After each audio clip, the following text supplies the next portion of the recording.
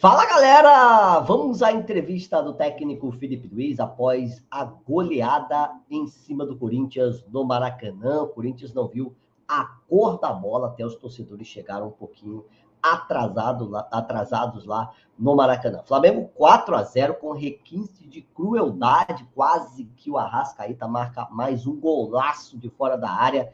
O Flamengo jogou demais e os ex-flamenguistas, o Hugo Souza, o Mateuzinho e o Gustavo Henrique viram o quanto é difícil jogar contra a sua ex-equipe. Deixa eu pedir a sua inscrição, é de graça aqui no canal, basta clicar neste botão abaixo aí, inscreva-se, você deixa o seu like e ajuda a gente aqui a subir esse vídeo e seguir a mais rubro-negras e rubro-negras.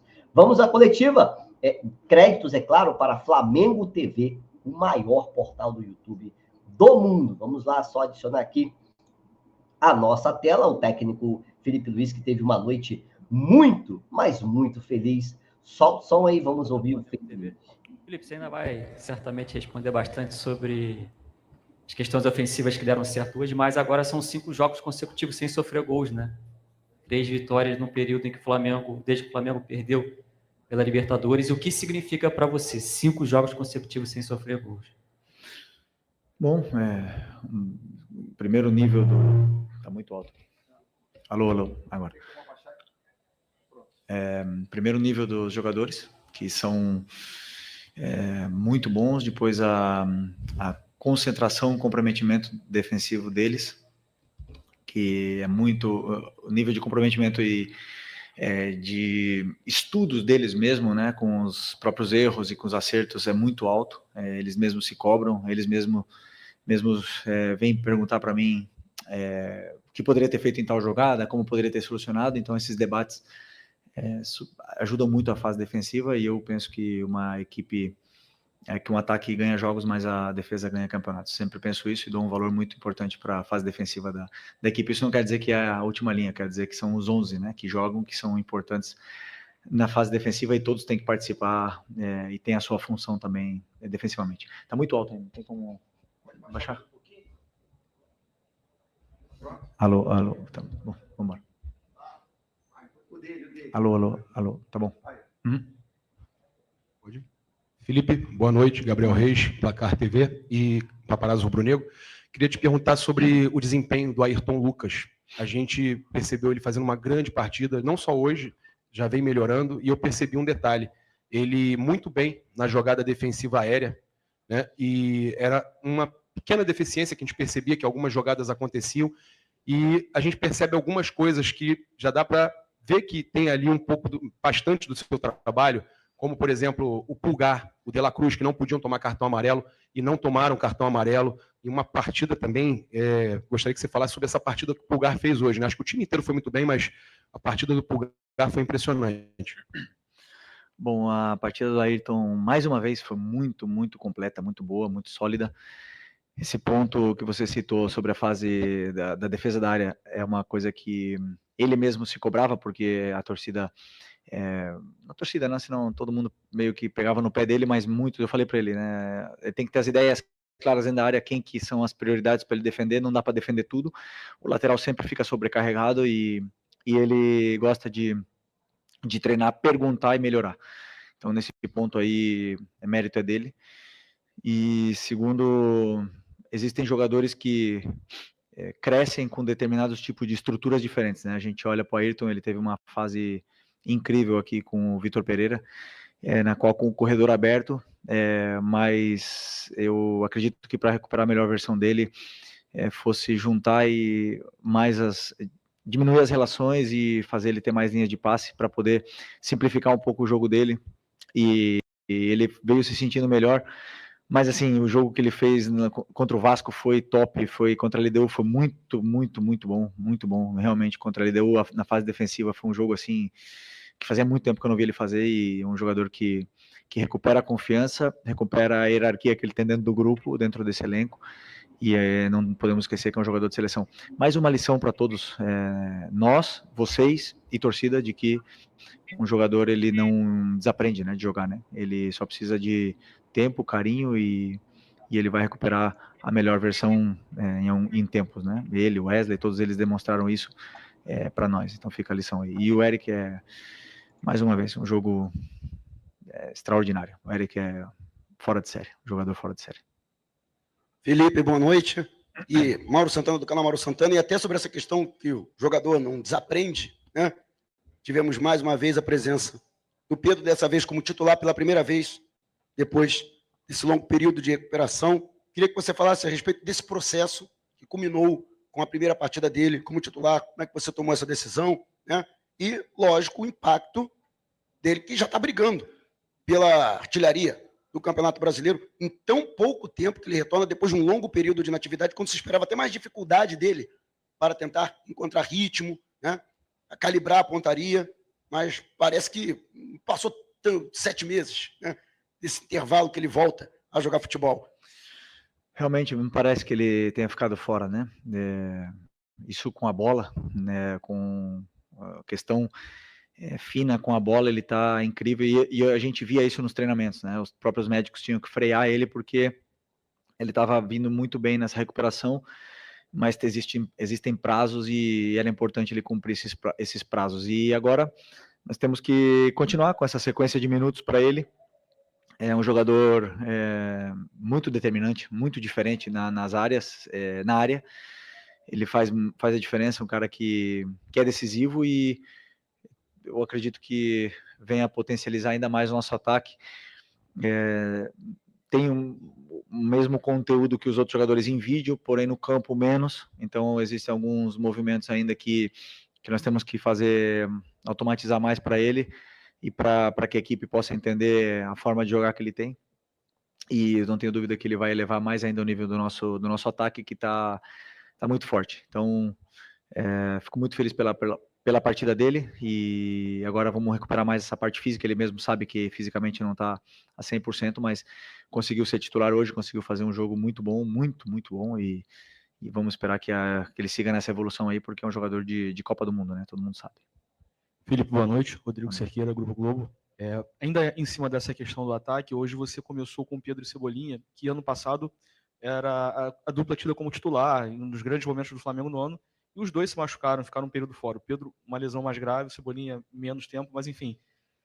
Qual o ganho que você tem nessa questão de elenco e ofensivo, você poder contar com eles dois, que parece que mesmo, o primeiro jogo deles juntos esse ano como titulares, mas parece que eles já estavam jogando juntos, enfim, é uma sintonia muito fina entre eles, né? Sim, a escolha pelo Cebolinha hoje foi pelo plano de jogo, pelo que eu imaginei que pudesse acontecer com a equipe do Corinthians na fase defensiva deles. Então, onde estariam as vantagens, e imaginei que um jogo seria melhor para o Cebolinha antes que de outro companheiro, né? Então, ele tem essa relação socioafetiva com o Pedro, que é muito boa, mas também com a Arrascaeta, e eles se entendem muito bem, né? Então, muitas das vezes o Pedro gosta de fazer um jogo mais associativo, e ele é o cara que dá profundidade. Também o Michel faz muito bem isso aí, e é muito bom ter todos esses jogadores disponíveis, né? O Cebola vem de uma lesão muito grave, a lesão mais grave de todas no futebol, e também outro jogador que parece que não sentiu, né, todo esse tempo parado. Tem ainda que evoluir, temos coisas que trabalhar, que melhorar, mas é muito bom ter Cebola, Michael, Bruno, Luiz, Plata, todos podem jogar nesse lado do campo, até mesmo o Matheus Gonçalves pode jogar aí, e importante que eles se sintam confortáveis dentro do campo. Boa noite, Felipe. Pedro Ramos, da Sintonia Esportiva. Parabéns pela vitória e pela goleada de hoje. Eu queria falar sobre o Hugo Souza, o goleiro do Corinthians, que teve a oportunidade de jogar contigo também aqui no Flamengo, e apesar de estar fazendo uma boa temporada, estar numa carreira sendo elevada, teve seu nome gritado pela torcida do Flamengo hoje. Eu quero saber de você se você consegue ver algum paralelo com o Hugo Souza e o Matheus Cunha, porque é o goleiro que veio revelado do Flamengo, está no banco de reservas. Se você acredita que é necessário que ele saia do Flamengo, ganhe casca, para voltar e consiga, talvez, desempenhar um futebol com mais constância. Obrigado. Bom, o Hugo, eu já falei sobre ele em outras entrevistas, né?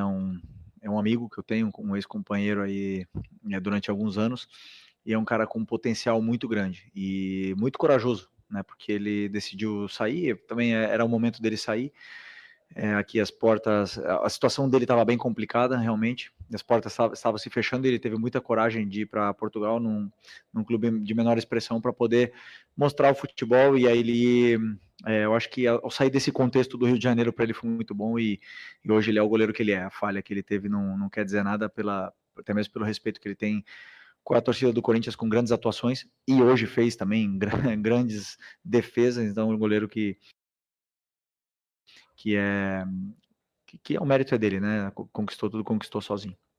E o Matheus foi titular do Flamengo, é um cara que é muito confiável, confio nele, vai jogar na quinta-feira, e não tenho dúvida que se precisar, como vou precisar em alguns momentos do ano, sei que eu posso contar com ele de olhos fechados, né? Então, não sei sobre sair ou não sair. Hoje o Rossi está sendo titular, está desempenhando um trabalho também, para mim, o principal do goleiro é debaixo da trave com as mãos, e ele está fazendo bem, e depois com os pés também nos dá muito a equipe, e os dois goleiros têm essa briga saudável entre eles, e hoje por hoje tô optando pelo Rossi, mas eu sei que se precisar eu posso contar com o Matheus. Até mesmo quando eu cheguei aqui na Copa, ele era o titular, e o time estava classificado até a semifinal.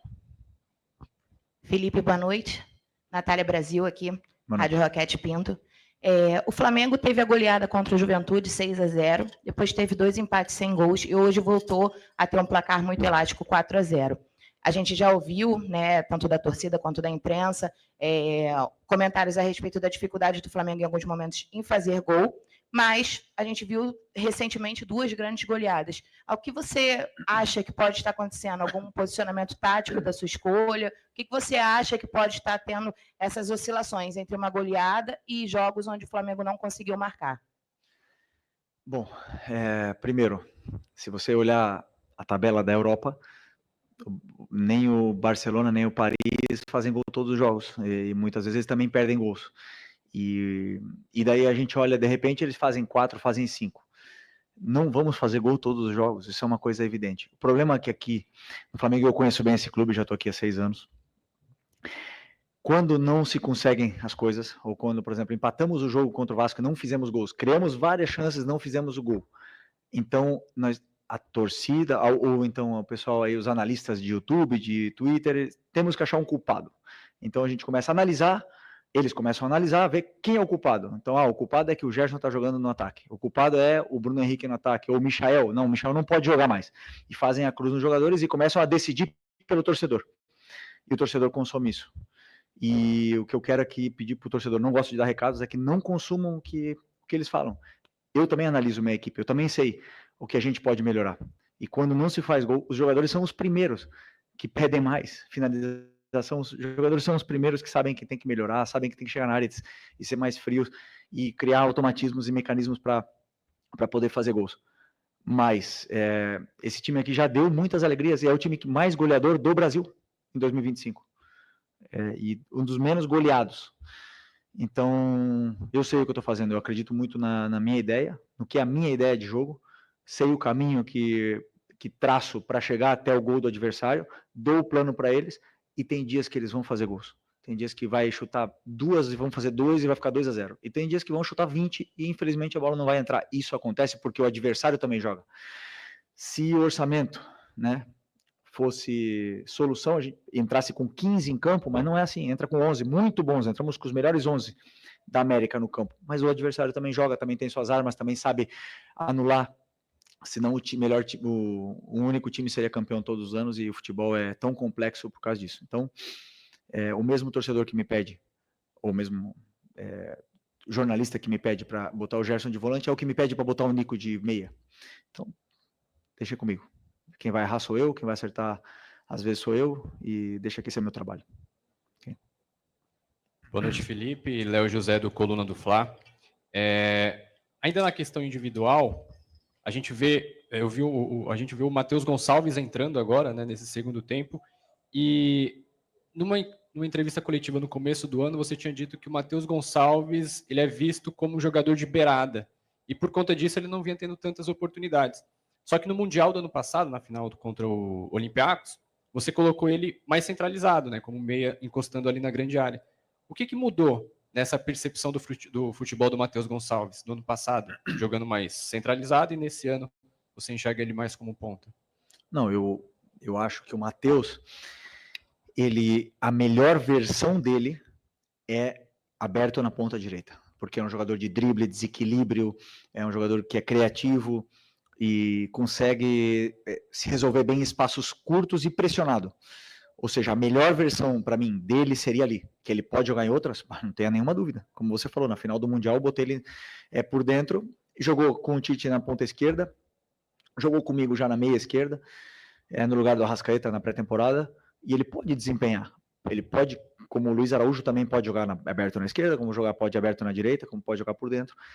Eles podem fazer. Agora, a melhor versão dele, para mim, seria aberto na ponta direita, né? Agora, hoje, senti que ele merece merecia esses minutos, porque ele vem treinando muito bem.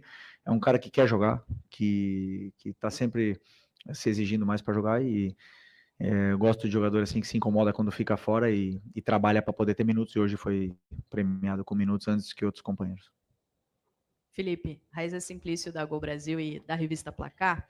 Eu queria que você falasse um pouquinho sobre a tua dupla de volantes, Eric Pulgar e Nico de la Cruz. Eles parecem ter uma sintonia absurda. Hoje, observando um pouco do jogo, eles jogaram muito. No gol do Pedro, no primeiro gol, o Nico sai correndo para fazer a pressão no Hugo Souza. Teve várias jogadas também do Pulgar com o Pedro fazendo a parede. Ele faz um lançamento para o Arrascaeta que não estava impedido, mas o árbitro acabou dando impedimento.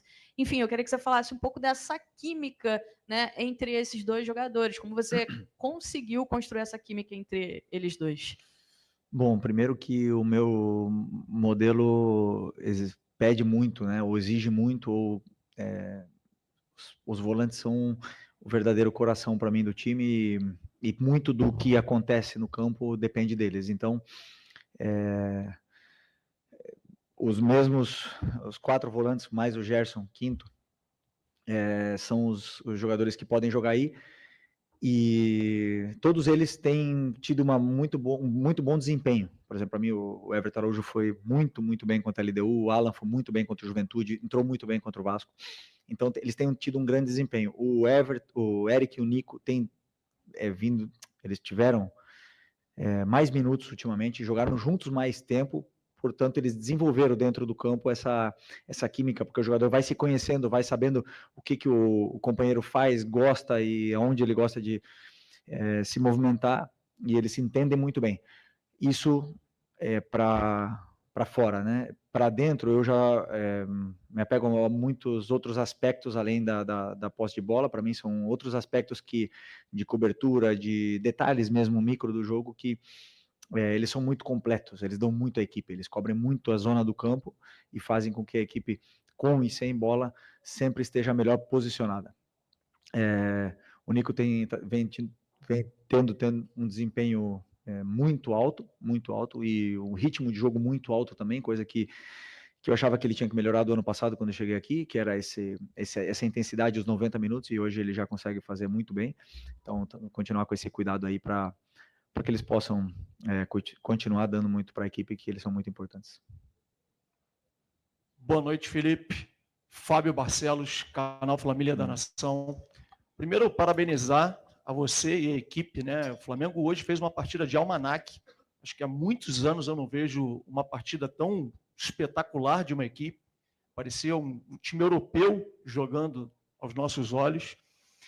E você citou ainda há pouco que o Matheus Cunha será o goleiro titular do próximo jogo de Copa do Brasil contra o Botafogo, né? O Botafogo da Paraíba. Vai ser só o Matheus Cunha ou no planejamento da comissão técnica o Flamengo virá como uma equipe alternativa? E vindo como uma equipe alternativa, recentemente vimos um time aqui do Rio de Janeiro que levou uma equipe alternativa e até o técnico ficou para poder trabalhar a equipe titular, né, dar ritmo de jogo para a equipe titular. Você também iria ou ficaria no Rio de Janeiro? Não, eu não planejei o jogo ainda, porque eu não assisti o Botafogo da Paraíba. Então não sei muito bem ainda como eles jogam. Vou analisar a partir de amanhã e aí vou decidir o que eu faço perante a esse jogo, esse desafio que vamos ter pela frente. O Matheus eu vou colocar para jogar, o Rossi precisa de descanso, e ele merece também jogar esse jogo, e os outros eu vou ver ainda, né? Tem outros jogadores que também merecem jogar, tem outros jogadores que têm que descansar, que estão numa sequência muito grande de jogos, mas com certeza eu vou né, para esse jogo, porque é muito importante para a gente também essa vitória na Copa do Brasil. Não. Oi, Felipe, Sérgio Lobo. Um pouquinho do que o colega perguntou relacionado ao primeiro tempo do teu time, que eu acho que o jogo ficou definido ali, com a atuação extraordinária do teu time, com uma pequena oscilação entre o primeiro e o segundo gol. Teve ali uma oscilação, o Corinthians deu o único chute ao gol, foi a defesa do Rossi. E aí eu já vi você falando aqui em algumas entrevistas coletivas que você, primeiro, tem que vencer o jogo, e depois, se possível, dar espetáculo. E o time saiu ovacionado pela torcida, esses 60 e tantos mil espectadores aqui do Maracanã, pelo menos 60 mil, ovacionaram a tua equipe quando desceu. É mais ou menos isso que você quer? O nível de atuação do primeiro tempo, com, se possível, dar a atuação, digamos, de gala que o time teve, fazendo 3-0? O treinador sempre espera uma atuação de gala, um time concentrado, um time que domine, que seja pressionante, que faça gols. A gente sempre espera isso. Quando eu deito no travesseiro um dia antes do jogo, eu penso, poxa, tomara que amanhã seja a melhor atuação da nossa equipe, né? Sempre almejo isso e preparo isso. Sempre brinco com o meu auxiliar que até agora na prancheta ganhei todos os jogos, né? Sempre. Eu nunca perdi um jogo na prancheta. O problema é que no campo o adversário joga, as fichas se mexem e não é tão simples assim. Eu vou te falar uma coisa, eu acho que o nosso primeiro tempo hoje a gente foi muito efetivo, feliz, jogamos muito bem, é verdade. O Corinthians teve méritos nesse pequeno momento de oscilação que você fala, foi mérito do adversário, que tem muita qualidade para sair da nossa pressão, teve algum desajuste da parte do treinador para os jogadores na hora de pressionar, que a gente tentou corrigir logo no primeiro tempo e conseguimos voltar para o jogo, mas o nível de atuação do Vasco no primeiro tempo e esse foi muito parecido, só que contra o Vasco a bola não entrou, nas chances que a gente teve, e entrou um gol cedo contra o Corinthians, isso fez o time jogar mais leve, mais solto, e aí o time se desenvolveu muito melhor. Então o gol e o resultado, eles fazem muita... ele tem muita influência na parte do mental dos jogadores, na parte mental da torcida e tudo mais. Eu, como treinador, tenho que separar o resultado e ver o que foi feito de certo do que foi feito de errado e continuar evoluindo a equipe, e o resultado não pode me enganar nunca, e como eu falo para vocês, não me engana, mas eu estou muito feliz, claro, com o que eu vi hoje no campo, e espero que possa se repetir mais vezes. Felipe, tudo bem? Rafael Borghetti, repórter do canal Flavoz. Queria voltar um pouco na sua análise do Cebolinha, que eu concordo com você que ele também fez uma partida muito boa, fez o gol também, mas queria também destacar a entrada do Luiz Araújo, né? Que você no primeiro tempo tem o Cebolinha, um jogador mais agudo e tudo mais, mas com o Luiz Araújo também podendo fazer essa função, hoje parecia que ele entrou tentando cadenciar um pouco mais o jogo, controlar um pouco mais a posse de bola ali, deixar o meio campo mais povoado. Queria entender de você como ter no primeiro tempo um ponta mais agudo, no segundo tempo um ponta que pode fazer essa função também, mas prefere segurar um pouco mais a bola. Como é que você pretende fazer isso também nos próximos jogos? Obrigado. Não, eu acredito que quando o ponta... nós temos um ponta que joga aberto, como jogou o Cebolinha no primeiro tempo, esse jogador ele tem que ser determinante, ele tem que ser diferencial, a bola tem que cair no pé dele e o adversário tem que gastar 2 ou 3 jogadores para poder parar. É isso que eu espero de um ponta que joga aberto, e o que eu peço para eles, que eles sejam determinantes, que eles sejam agudos, que eles driblem, que eles façam a diferença, né? E o Cebolinha fez bem isso, ele teve essa ousadia, ele conseguiu ir para cima, ele causou uma certa dificuldade para o lado direito do Corinthians, e com a ultrapassagem do Ayrton, melhorou e ajudou ainda mais. Aliás, o gol começa com uma ultrapassagem do Ayrton, ele leva a marcação, libera o Cebolinha acaba finalizando e fazendo o gol. Então, para mim, são muito, muito importantes esses jogadores que são determinantes e decisivos, determinantes nesse 1 contra 1.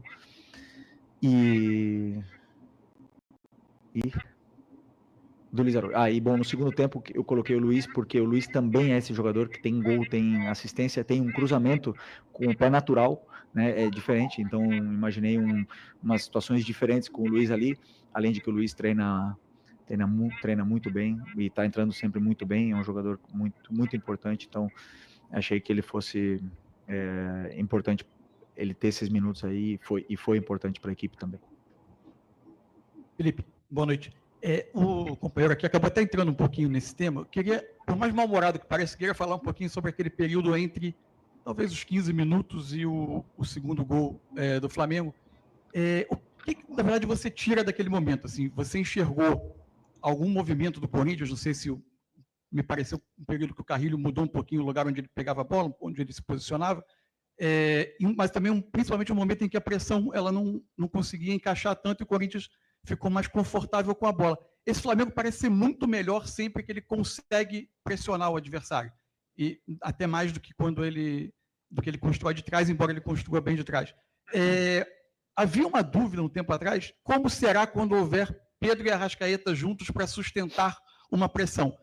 Você relaciona esse período alguma coisa à presença desses dois, ao movimento do adversário, e você tem alguma dúvida que o time é capaz de manter jogos de muita pressão com os dois fazendo essa primeira pressão do time?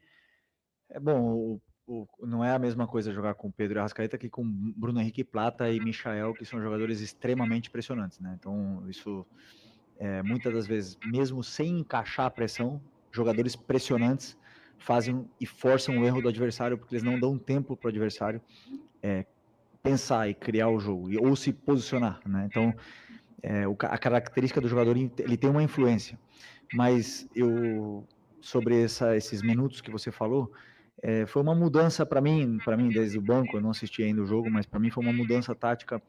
O Memphis descia, formava um losango, o Romero abria, o Yuri do outro lado, e formava um losango no meio com Ranieri, Bidon, Carrillo e Memphis, e isso sobrecarregou nossos volantes. Então eu não estava conseguindo dar a informação, porque é um pouco mais complexo, porque eram muitos jogadores envolvidos na solução desse problema, e aí acabamos sofrendo um pouco sem a bola, né? Mas o nosso time sabe sofrer também, temos uma última linha de 4 jogadores que sabem jogar alto, com coragem, e nesse período eles tiveram uma chance de gol num cruzamento, que é como os adversários tentam chegar contra a gente, a maioria, né? Por cruzamentos ou por contra-ataque.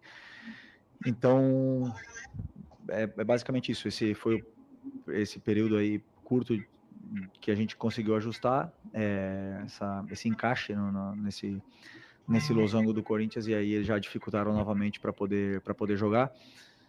Como também a sua companheira acho que citou, o Nico tem um papel muito importante nessa pressão, porque é um cara que é muito pressionante também, e aí tudo melhorou quando os encaixes se ajustaram e os jogadores conseguiram voltar até a bola, que é importante.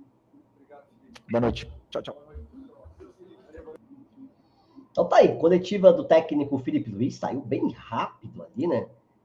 Na última pergunta sobre a partida, a goleada contra o Corinthians. Aliás, o Flamengo gosta mesmo de golear o Corinthians em alguns últimos jogos. O Flamengo tem se dado bem aí contra a equipe do Paulista. Então falou muito o técnico Felipe Luiz, assistam toda a coletiva, créditos para Flamengo TV, o maior canal do YouTube no mundo, no universo, né? Um grande abraço para você, pedir a sua inscrição, o seu like aqui no canal é muito importante, ó, a live tá voltando, então um grande abraço, até a próxima, fique com Deus, tchau, novidade.